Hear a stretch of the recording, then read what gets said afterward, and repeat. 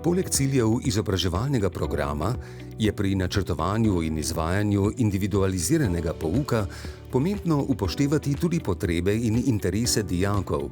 Individualni načrti izobraževanja, v katerih načrtujejo individualne poti vsakega dijaka, so priložnost, da dijaki sami postopoma prevzemajo odgovornosti za lastno učenje.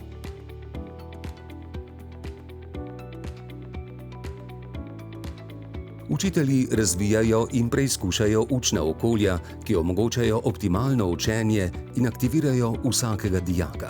Na šoli že vrsto let izvajamo medpredmetno povezovanje in poučevanje oziroma sodelovanje med učitelji tako programskih enot kot tudi med učitelji teoretičnih in praktičnih delov strokovnih modulov.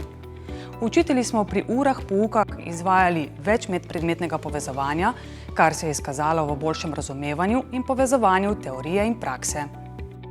Uspešno je bilo izvedeno tudi sodelovanje med programi. Živilsko-prehranski tehniki so slaščičarjem pokazali, kje v slaščičarski delavnici je največ mikroorganizmov. S tem so jim pomagali razumeti pomen higiene. Naslednjič pa so slaščičarji učili živilsko-prehranske tehnike temperirati čokolado in izdelati pralineje. Učitelj dijakom ponudi nabor izdelkov z opisom tehnoloških postopkov. Namesto predlaganih šolskih izdelkov lahko izbirajo zahtevnejše izdelke ali razvijajo nove.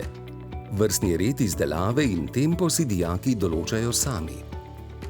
Dijaki na spletu najdejo zelo zanimive ideje, tudi zelo zahtevne postopke, ki včasih presenetijo tudi mene. Zato stalno spremljam trende v slaščičarstvu, da lažje podpiram dijake pri njihovem razvoju. Spodbujam, da dijaki iščejo nove postopke in preizkušajo svoje meje, a nenehno preverjam njihovo razumevanje, spremljam, kako se znajdejo v spremenjenih okoliščinah. Namesto razlage raje postavljam vprašanja. Vsak dijak sošolcem predstavi ključne faze izbranega postopka, ki ga je usvojil. Prikaze novih postopkov dijaki posnamejo za nadaljnje učenje. Timsko sodelovanje in povezovanje je prispevalo k krepitvi pozitivne klime v kolektivu, nastajanju kakovostnejših odnosov med učitelji in boljšemu poznavanju dela sodelavcev.